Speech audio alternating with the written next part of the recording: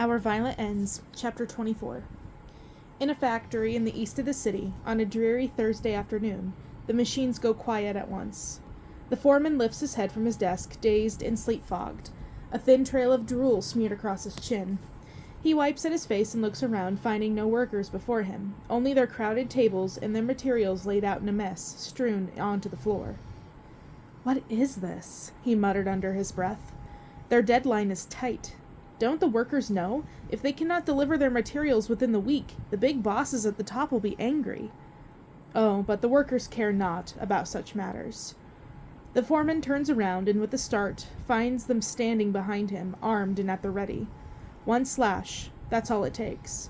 A knife over his throat and he's twitching on the floor, hands clasped around the wound like a futile attempt at holding the blood in. The red seeps regardless. It does not stop until he is naught but a body lying on a scarlet pool. It soaks the shoes of his workers, his killers. It is carried from street to street, the faintest red print pressed upon the crumbling pavement and into the roads of the concessions, marring stains upon the queen-white sidewalks. This is what revolution is, after all. The trailing of blood from door to door, loud and violent until the rich cannot look away. But the revolution is not quite here. Not yet. The people are trying again, but they are still scarred after the last uprising was quashed, and no matter how loud they rage, their numbers are small. They cannot be heard in Qinhuangmiao, where two girls sat at a tea house and plan a heist, sketching charcoal upon paper while the cold breeze blows through the window. There is a momentary shout, and one in the glittery western dress stiffens, leaning out the tea house, body half dangling out the second floor in a search of trouble. "Relax," the other says, brushing the comb off her kippah. "I heard the police stop the riots before they got very far. Focus on finishing your outrageous plan for stealing our own vaccine." A sigh. Have they stopped the riots? It looks as if another is starting here. The heir of the Scarlet Gang tips her chin toward the scene outside, where a small group is holding signs, calling for unions, for the ousting of gangsters and imperialists. They make their plea, speaking as though it is a matter of connection, of garnering enough sympathy until the tide turns the other way. But the city does not know their names. The city does not care. A group of white flowers comes along then. An ordinary bunch, nothing more than muscle and eyes for the gang. Keepers of the territory. The shoppers nearby hurry away, certain that they should not witness this. And they are correct. A thick cloud blows over the sun. The lapping pond water underneath the Jinku Bridge darkens by shade. The white flowers pursue the scene, whisper among themselves, and then, quick as only a practiced maneuver can achieve, they raise their weapons and shoot half the group dead. Up in the tea house the girls flinch, but there is nothing to do. The remaining protesters scatter. Only police officers are already waiting, ordered in by the white flowers. The surviving rioters kick and hiss and spit, but what good will it do? For now all their fury can do is burn holes in their chests. "I used to think this city I am to inherit was descending into me ruled by hatred," the girl said with the cold wind. "I used to think that it was our doing, but the blood feud ruined all that was good." She looks at her cousin. "But it has been hateful for a long time." Hatred has been lurking in the waters before the first bullet was fired from scarlet to white flower. It's been there since the British bought opium into the city and took what wasn't theirs. Since the foreigners stomped in and the city split into factions, divided by rights and wrongs that foreign law put into being. These things do not fade away with time. They can only grow and fester and ooze like a slow, slow cancer. And any day now, the city will turn inside out, corrupted by the poison in their own seams. It was concerning how many messengers Benedict had paid in the last hour, but Marshall tried not to jump to any conclusions. He was already having a hard time finding a good hiding spot, staying far enough that Benedict would not feel watched, but close enough to pick out what was going on. "Are you planning a takeover?" Marshall muttered. "What could you possibly need this many white flowers for?" As if hearing him, Benedict looked up suddenly, and Marshall ducked fast, pressing along the roof wall. They were near headquarters in the busier part of the city, where the street corners were loud and the alleys were crisscrossed with hundreds of bamboo poles hanging laundry to the wind. Even if Benedict thought he caught movement from afar, Marshall was confident that his best friend would merely think it was the trick of the eye, triggered by a large frock waving within the breeze. Marshall had grown so pale from being indoors all the time that he probably resembled a white frock. "That's all, then," he heard Benedict say, waving the messenger off. If it weren't some task Benedict was having the messenger do, then Marshall imagined the only other possibility was collecting information. When Marshall poked his head out farther, trying to get a better look, Benedict turned just right, giving Marshall a glimpse of the red ribbon in his hands. Marshall scratched his head. "Don't tell me you went and got a lover," he grumbled. "I've only been dead for 5 months and you're already buying women presents?" Then Benedict brought out a lighter and started to burn the ribbon. Marshall's eyes bugged.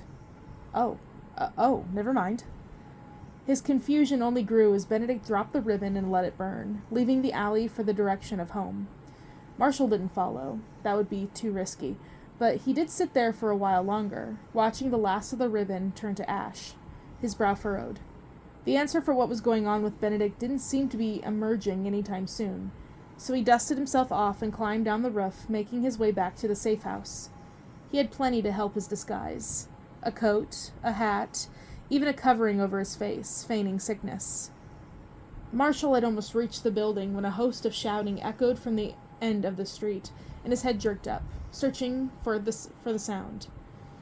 It was the very edges of a protest, and he would have thought little of it if it weren't for the group of nationalist soldiers who were running in from the other road, coming upon the workers with their batons ready. Quickly, Marshall turned away, but one of the soldiers made eye contact with him, trying to gauge if he was part of the protest. "He can't recognize you," Marshall told himself, heart thudding. Nothing of his face was visible. There was no possibility. All the same, when Marshall opened the door to the safe house and pulled the lock behind him, when the protest had been pushed away from the street and dispersed elsewhere so it wasn't as close to foreign territory, he still felt as though someone was watching. Juliet had found her way back to Ching Huang Miao early. After splitting from the tea house to run their separate errands, she and Kathleen had set to meet again at 9 in the evening, once the sun had descended and the night was dark. But here she stood almost a quarter of an hour ahead of time. Her nose twitched, picking up the smell of blood that remained from the workers who had been gunned down in the daytime. "I heard there was a riot here." Juliet almost jumped. She turned to face Roma, who approached by the dim glow of the shops, half his face illuminated with sharp angles and the other half cast in shadows. He was wearing a hat, and when he came to a stop beside her and knocked it low, enough of his features were hidden that only Juliet, staring directly at him from 2 paces away, would be able to identify him. "It was hardly a riot," she replied. "Your men worked fast." "Yes, well," Roma sniffed the air. Despite the cold that numbed their noses, despite the smells of roasted meat that wafted from the restaurants nearby, he sensed the blood too, could feel what had spilled on the ground here. "They can be a little heavy-handed sometimes." Juliet pursed her lips, but otherwise did not respond. She waited for a group of elderly to pass by, and then tilted her chin ever so slightly to the right, at the base of the building beside them. "This is our lab," she said. "But we must wait for Kathleen to arrive. She will help you go in while I distract Tyler." Roma arched an eyebrow. "Tyler is here?"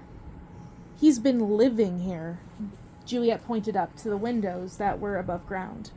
"We have apartments. He's paranoid that white flowers will steal our research." "And yet here you are, aiding a white flower to steal your research." "He is short-sighted," Juliet said simply. "Have a look, Roma." "At the lab?" Juliet nodded. Roma seemed suspicious as he inched closer to the small windows, to the few inches of glass that jutted up from the concrete ground. Though the workers had gone home, the lights were bright inside, showing only Tyler at the foreman's desk, flipping through a book next to what looked like a very large blue mountain. Roma shuffled back quietly, lest he be spotted. "What is that?" he demanded. "The vaccine," Juliet answered. "We created it in solid form instead. It's easily dissolvable for distribution through the water system, but intensely flammable in solid." At least that was what Juliet had understood from her father's quick briefing after the meeting that day. They would drop it into the water supply throughout all Scarlet territory, immunizing the civilians within range and protecting their own people. Roma nodded once, indicating that he understood what she was implying. "It is clever," he said. "White flowers do not live in your territories, and those who sneak into some household or another to drink the water will surely risk getting caught and having their lives forfeit. Communists are far from your territories too, likely in the poorer areas or the outer peripheries. And so it is only Scarlet solution through and through," Juliet finished. "Those who seek immunity must pledge allegiance to the Scarlets and physically come under our protection, pay rent under our roofs, add more numbers to those of Scarlet loyalty. I cannot take any credit for it at last. It was all Tyler's doing." "And was this Tyler's doing too?" Juliet swiveled around, alarmed by the unfamiliar voice. For the briefest second her heart seized, her hand twitching for a knife with half a mind to kill the potential threat. When her eyes adjusted to the dark and she recognized the speaker to be Rosalind, following besides Kathleen, who came to a stop with a huff.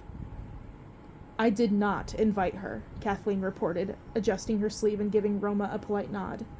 "She thought I was hiding something and came on her own insistence." Roma nodded back. "Juliet," Rosalind emphasized when she didn't get an answer, "didn't your collaboration with the White Flower heir end?" Juliet had neither the time nor the energy for this. She pressed at her hair, choking back a deep exhale. The chiming of bells sounded nearby, signaling 9 o'clock.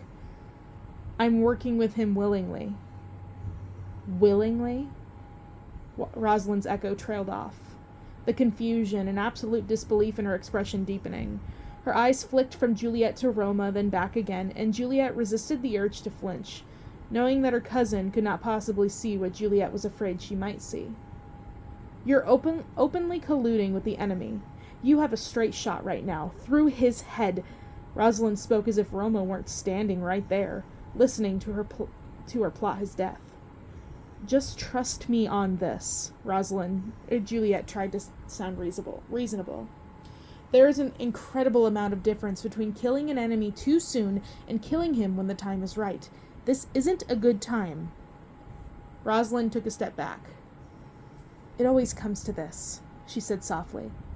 "You decide when the blood feud does and does not matter. The Kais decide when they are enemies and when they are not, and the rest of us fall in line." "Rosalind!" Kathleen said sharply. Juliet blinked, surprised by the accusation. She wanted to guess that Rosalind was just being spiteful, that Rosalind thought it unfair Juliet could collaborate with Roma without consequence, while she had to sneak around with her lover. Only that didn't quite align with the resentment in Rosalind's voice. It felt larger than that. It felt older. Not a burst of anger from the heart, but something that had been building up from the sludge of the gut. Rosalind shook her head. "Whatever," she said softly. "I need to go to my shift at the burlesque club." She turned and walked off, heels clicking quickly into the crowd of Qinhuang Miao, leaving a pocket of silence in her wake. Juliet's eyes fitted to Roma. He did not give any indication that this had shaken him in any way. All he appeared was bored, and so it was too dark for Juliet to check for his other tells. "We're wasting time," Juliet said, her voice raspy when she spoke up again. "I'm going to pull the electric panel at the back of the restaurant and then lure Tyler up to his apartment upstairs. On my cue, Kathleen, you can accompany Roma into the lab. Between the two of you, I'm sure you can figure out which papers are relevant. Are we ready?" Kathleen nodded. Roma, too, offered an affirmative shrug. Juliet sighed. "All right, then." She plunged into the restaurant. "I suppose we should have clarified what exactly Juliet's cue will be," Kathleen remarked when the restaurant fell dark. A few of the patrons inside gave a shout of surprise. Otherwise, they merely continued eating. "Yes, well," Roma Montagov said. "Given that it is Juliet, I am sure it'll be loud and obvious." An unbidden sound of amusement escaped from Kathleen, and though she clamped down on it immediately, Roma's expression twitched too. Not entirely enough to qualify as amused, but certainly not stoic either. Kathleen's inappropriate levity turned into scrutiny. As they fell into a taut, waiting silence, she bit her lip, fighting the urge to speak further. This was far from the first time she had observed Roma Montagov and Juliet working together despite their multiple attempts to kill the other. And if Juliet would not say anything about why... "I hope," Kathleen said, unable to resist the temptation. "You understand that Juliet is doing you a great favor." Roma immediately scoffed. "There are no favors in this city, only calculation. You heard what she said to your sister, did you not?" Kathleen had. There is an incredible amount of difference between killing an enemy too soon and killing them when the time is right. And it seemed like she was the only one who had heard the hitch in her cousin's voice that indicated she was lying.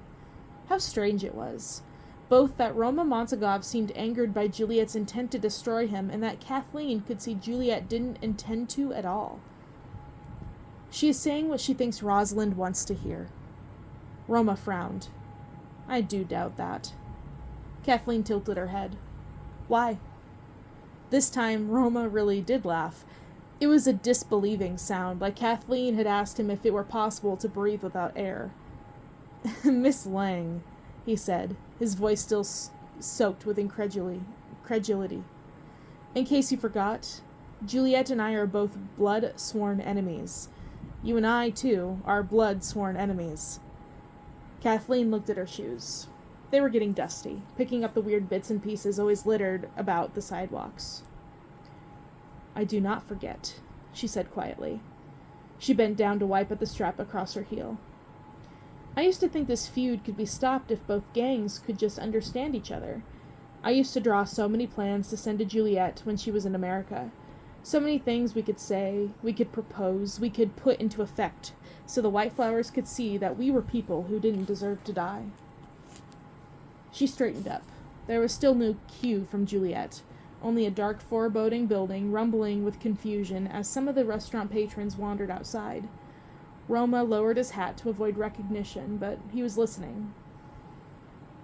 "Only, it's not that, is it? It was never the problem of alienation. It doesn't matter how deeply we tell the White Flowers of our pain. You know. You have always known. Because you tell us of your pain, too." Roma cleared his throat. "Isn't that the whole point of a blood feud?" he finally asked in response. "We are equals. We do not try to colonize the other, as the foreigners have done. We do not try to control the other. It is only a game of power." "And isn't that mightily tiring?" Kathleen demanded. "We destroy each other because we wish to be the only ones in this city, and we care little how much the others will hurt. How do we live like that?" Silence. Roma's expression was tight, like he suddenly couldn't remember how he got pulled into this conversation. Above them, the clouds were blowing in, gathering with thickness to prepare for what would be a storm. "I am sorry." Now it was Kathleen's turn to blink. "Whatever for?" "For not having a solution, I suppose." Was he really, though? How could any of them be truly sorry when they did nothing to stop it? "It is no good to be sorry," Kathleen said plainly. She knew clear as day that Juliet had realized this a long time ago. That was why her cousin had never put into effect any of her plans. Why her cousin had always brushed the topic away, had resisted from engaging directly, speaking of her parties and speakeasies instead in her letter replies. So long as the Scarlet Gang and the White Flowers have hope for a future, where they are the only mighty power, the blood feud lives on. Roma Montagov shrugged. "Then there is a solution. Destroy the gangs." Kathleen lurched, almost colliding with the wall that they stood alongside. "No," she said, horrified. "That might be worse than having a blood feud. That would be unending grappling, rulers ousted at every turn, or politicians who lied at every moment. No one would be as loyal to the city as gangsters were to it. No one." It was then that the sound of smashing glass interrupted Kathleen's train of thought, and her gaze whipped up to find a book falling through one of the third-floor windows. There was a shout from inside the building, with a whole series of footsteps thundering up. A voice that sounded like Tyler calling for backup. "That is our cue," Roma Montagov said, already striding for the entrance. Heart pounding, Kathleen made to follow, goosebumps raising at the back of her neck. She was always on edge when she had to perform tasks that could get her in trouble, and breaking into her own Scarlet Labs was certainly more troublesome than going under cover at communist meetings. "Best to hurry," Kathleen warned. "There's no telling how long Juliet can hold Tyler's attention away for." They descended into the lab quickly. It was pitch dark. Kathleen squinted in haste to avoid colliding with the work table, her hands grappling about to find her way. Roma did not seem to have the same problem, pulling a small burlap sack from his coat and using the thinnest stream of moonlight coming from the windows to light his way. He made work fast of taking samples from the mountain in the center of the lab. The texture was as malleable as clay, as light as dust. "Miss Lang, where are the papers?" Kathleen wrinkled her nose, still squinting without much success. "They made almost a dozen copies, so they're all around us. Just make sure you find a complete set, not duplicates of the same page." Roma set down the burlap sack and dug into his pocket again, coming out with a small box in his hand.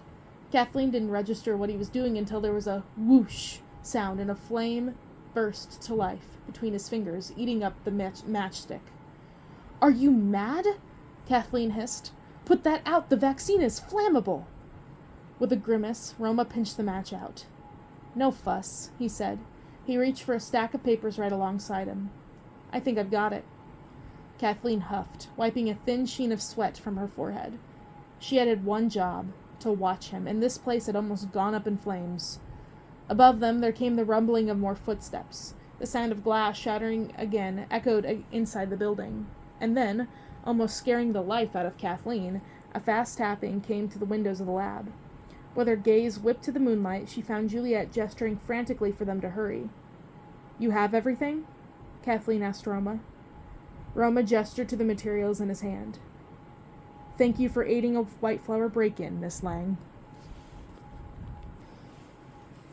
Juliet waited outside impatiently, half thinking that it would be Tyler emerging before Kathleen and Roma did.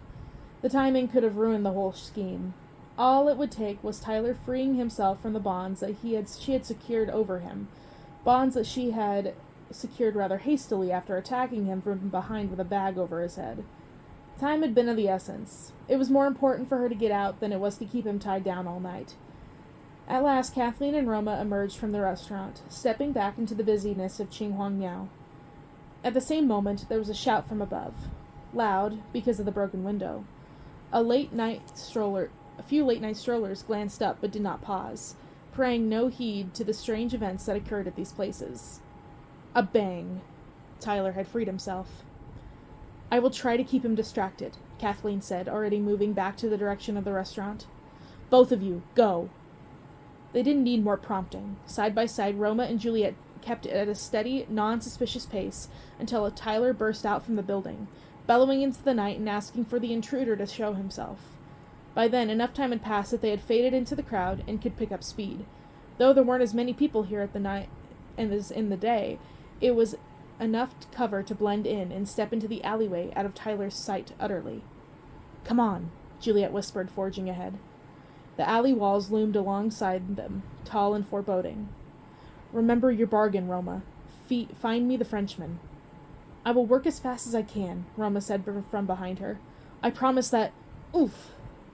Juliet whirled around with a gasp, alarmed by Roma's muffled shout. For a startling moment, she did not even think to draw a weapon. She could only wonder how Tyler had found them when she thought she'd lost him. She thought that he wouldn't have been able to move through the crowds at such speed. Then her vision focused, and she realized Roma was not being attacked. Whoever had a hold of him was pressing a cloth to his face, and when Roma dropped to the ground, falling unconscious, the figure set before him set him down without malice. It was not Tyler who had found them. It was Benedict Montagov, who stood at his full height, pushing back the hood of his coat and walking toward her. "Ta Mahade. I didn't gauge you to be the type to murder your own cousin," Juliet snarked, slowly inching back. If she bolted now, chances were that she could make a run for it. There was another alley across from this one, leading into a busier street that might give her shelter. "He is only knocked out," Benedict replied coldly, "because he cannot do what needs to be done." The gun came out in an instant. He had not been holding it before, but then it was in his hand. the stark, sleek weapon glinting under the moonlight and only 3 paces away from being pressed directly to Juliet's forehead. There was no way out of this. There was no way Juliet could run fast enough without a bullet entering one body part or the other, and then she would bleed out here, like another one of the workers rioting for life. Benedict was not like Roma. He had no hesitation with her life. "Listen to me," Juliet said very carefully, holding her hands up. She imagined her brains blown upon the wall, pink and red smeared with the tiles. She would accept her death when it came someday, but not now, not under a false revenge that this Montagov cousin had taken upon himself. Benedict's finger tightened on the trigger. "Don't waste yourself on last words. I will not have it." "Benedict Montagov, it's not what you—" "For Marshall," he whispered. Juliet squeezed her eyes shut. "He's alive! He's alive!" The bullet did not come. Slowly, Juliet eased her eyes open again, and found Benedict with his arms slackened, staring at her in aghast disbelief. "I beg your pardon?" "You fool," Juliet said, the insult coming softly. "Do you not remember Lauren Serum? In all this time, I have half expected one of you to realize the truth. Marshall Seho is alive."